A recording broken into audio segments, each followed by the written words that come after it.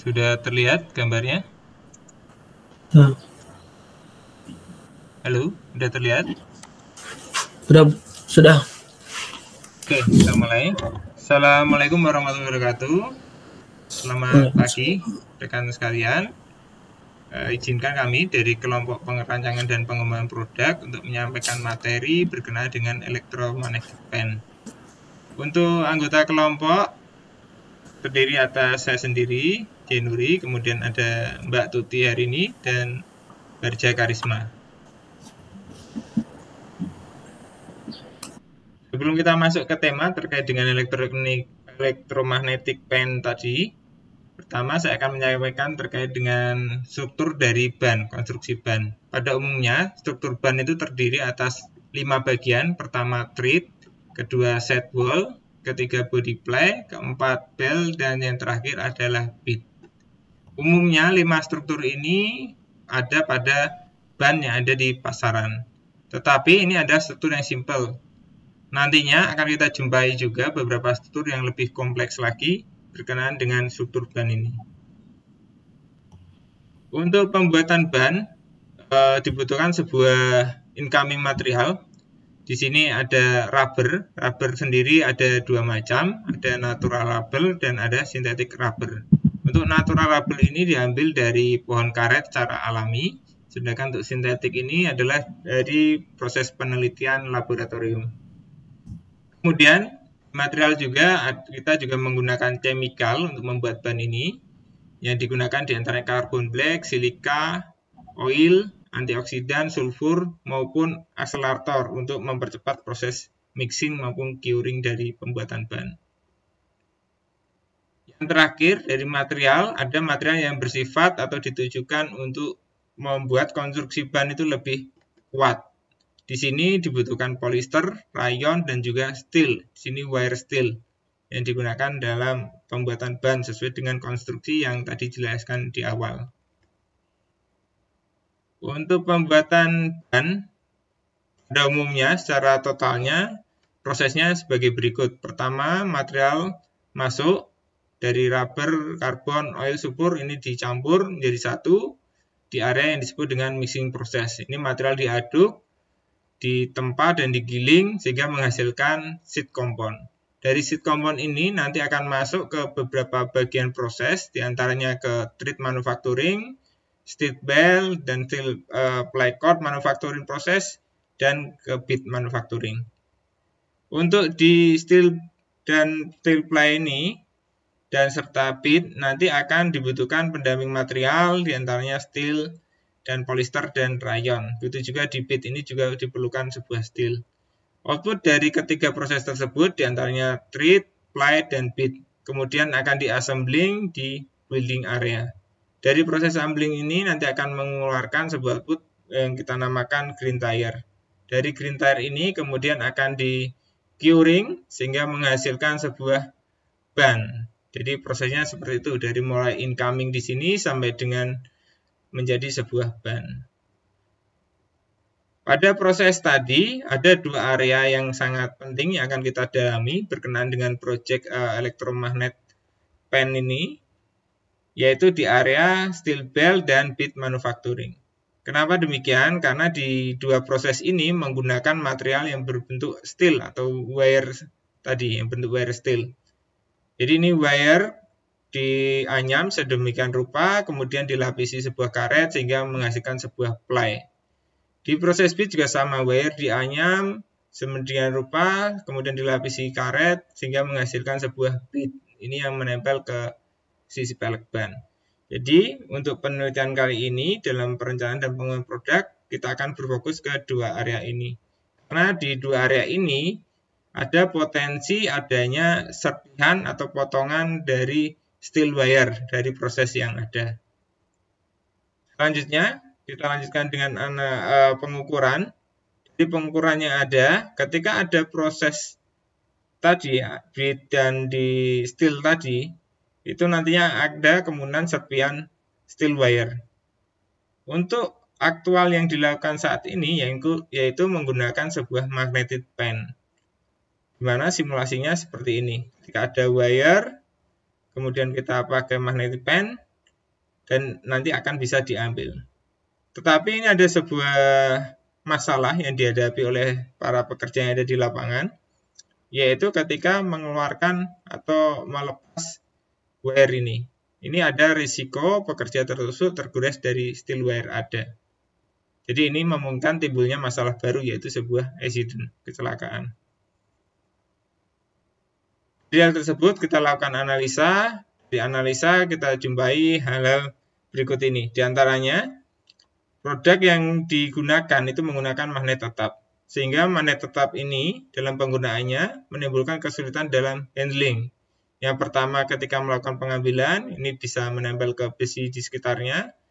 Kemudian juga saat melakukan pembuangan, ini juga susah karena tidak bisa dimatikan magnetnya, jadi perlu bantuan tangan secara langsung untuk melepas material yang menempel. Dari hal tersebut, ini sangat berpotensi sekali pada saat proses melepas tadi mengakibatkan sebuah kecelakaan. Yang terakhir, impact lainnya yaitu pada saat proses penyimpanan. Ini bisa berdampak pada perangkatan atau peralatan elektronik pada saat disimpan. Ini bisa menimbulkan kerusakan seperti HP, kamera, dan lain-lain bisa rusak karena bersentuhan langsung dengan magnet. Yang kita ketahui bahwasanya magnet sangat bereaksi terhadap benda-benda elektronik. Selanjutnya terkait dengan analisa selanjutnya akan disampaikan oleh Saudara Barja. Persilakan. Baik, terima kasih. Selanjutnya pada matrik identifikasi kebutuhan konsumen, di sini kita menentukan batasan usaha. Pada deskripsi produk menggunakan tangan, magnet menggunakan sistem elektromagnetik. Tujuan utama bisnisnya yaitu produk diperkenalkan pada kuartal ketiga di 2022, 50% gross margin dan 20% share pada pasar magnetic pen di 2025. Target pasar utama kita itu pada industri, target pasar kedua itu konsumen biasa, profesional, tugas ringan. Asumsinya ada handheld, dimensi kecil, power assisted, elektromagnetik. Di sini ada pemangku kepentingannya, yaitu user retail, tenaga penjual, service center, production, legal department. Selanjutnya mengumpulkan data mentah dari pelanggan. Cara yang kita lakukan di sini menggunakan interview atau kuesioner dengan jumlah responden 15 orang dari pekerja industri. Di sini ada existing tool-nya. Namun mohon maaf tidak dapat melakukan pengambilan foto di dalamnya karena ada area terlarang. Selanjutnya pada matrik identifikasi kebutuhan konsumen,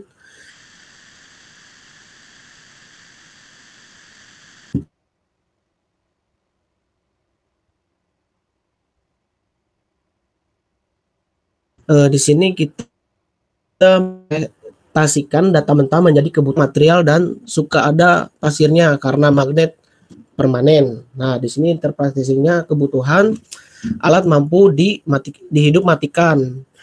Terus ada alatnya licin. Nah, interpretasinya kebutuhannya itu alat mampu digenggam dengan kuat. Kadang material tidak tertarik karena magnet kurang kuat. Alat mampu menarik material. Nah, selanjutnya di sini ada mengorganisasikan kebutuhan menjadi hierarki. Nah, di sini dari pernyataan pelanggan, kuesioner pelanggan kita kelompokkan. Setelah kita kelompokkan dari beberapa kuesioner, kita menetapkan kepentingan relatif setiap kebutuhan dengan cara penilaian tim survei lanjutan dari mulai kebutuhan, bobotnya, nominal bobot, tingkat kepentingan 1 sampai 5, skor, normalisasi, peringkat. Di sini kebutuhannya ada alat praktis, alat bisa dimatikan, terus magnet kuat, ada cahaya, tahan, karat, mudah digenggam. Nah, berdasarkan data matrik identifikasi kebutuhan ini, maka kita harus membuat desain sebuah alat dengan kriteria poin. Utamanya adalah praktis dan alat bisa dimatikan. Oke, terima kasih Saudara Baik, Bagja. saya kembalikan ke Bang Baik, terima kasih. Jainuri. Dari hasil analisis tadi, dari kondisi alat yang ada serta proses yang ada, dan berdasarkan dengan interview dari pekerja lapangan di lokasi, melalui kuesioner dan interview langsung, disimpulkan bahwasanya dengan matrik identifikasi kebutuhan konsumen ini, kita akan membuat sebuah alat dengan kriteria utamanya adalah alat yang praktis dan alatnya itu bisa dimatikan. Selanjutnya terkait dengan improve dari analisis yang ada akan disampaikan oleh Saudari Tuti. Kami persilakan. Baik, selanjutnya untuk desain prototipe dari produk berdasarkan matriks kebutuhan konsumen yang tadi sudah dibahas oleh Saudara Bagja. Di sini kita buat untuk desain electromagnetic pen, yaitu dilengkapi dengan untuk nomor A itu adalah tombol on off untuk mengaktifkan magnet. Kemudian pada kode B itu adalah main body untuk tempat simpan baterai. Kemudian ada C itu telescopic shaft yaitu untuk bisa dipanjangkan dan bisa dipendekkan. Kemudian pada D yaitu magnet remanen untuk supply electricity dari baterai. Nah, di sini bisa dilihat di sini sudah terpasang magnet, kemudian kita lengkapi dengan baterai. Ketika kita menggunakan tombol on atau tombol off, itu magnet bisa diaktifkan atau bisa dimatikan. Kemudian setelah desain prototipe sudah kita buat, kemudian kita akan mengimplementasikan ke dalam sebuah produk. Di sini kita bandingkan dengan magnetic pen sebelumnya dengan electromagnetic pen yang telah kita buat dengan desain baru. Untuk jenis magnet yang digunakan, di sini ada magnet permanen atau magnet tetap, kemudian desain baru dengan magnet remanen atau magnet tidak tetap. Kemudian untuk power menyalakan magnet, untuk desain lama kita memerlukan power dari luar. Kemudian untuk desain baru kita menggunakan baterai. Untuk operasional, di sini untuk desain lama itu not good, kemudian desain baru itu sudah oke. Pada pengambilan material, desain lama kesulitan mengarahkan karena akan menempel ke besi frame atau lainnya yang bersifat logam. Kemudian kita ubah desainnya menjadi lebih mudah karena magnet bisa dikondisikan dalam posisi off. Kemudian pada saat melepas material, desain lama itu memerlukan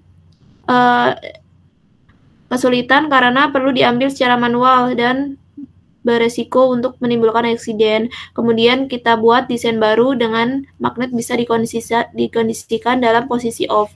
Untuk penyimpanan saat dibawa ke lapangan, pada desain lama lebih berisiko untuk menyebabkan kerusakan pada perangkat elektronik yang lain. Kemudian pada desain baru kita buat lebih aman karena magnet bisa dikondisikan dalam posisi off. Oke, baik, terima kasih Mbak Tuti atas penjelasannya terkait dengan improve dan kontrol yang kita terapkan. Selanjutnya terkait dengan kesimpulan dari proyek kami ini terkait dengan electromagnetic pen tadi, di mana kita merubah dari magnet tetap menjadi magnet tidak tetap atau magnet yang sifatnya remanen. Kita dapat menarik kesimpulan dari hasil uji coba di lapangan dan yang sudah diterapkan, diantaranya alat yang kita desain ini bisa berfungsi dengan baik karena bisa menggantikan alat yang sebelumnya.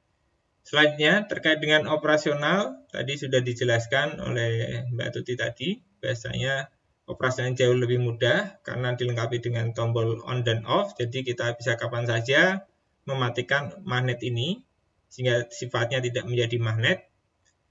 Kemudian dengan mematikan magnet tadi, ketika kita membuang material pun lebih aman. Jadi identifikasi adanya kecelakaan, tergores atau tertusuk pada menggunakan magnet tipe yang lama, yang magnet tetap tadi, karena kalau kita membuang memerlukan bantuan tangan secara langsung sehingga risiko tertusuk atau tergores. Dengan adanya alat baru ini, kita tidak perlu lagi menggunakan tangan langsung. Cukup dengan mematikan alat, maka benda-benda kerja atau wire tadi yang tertempel di magnet akan bisa terlepas dan bisa kita buang pada tempatnya.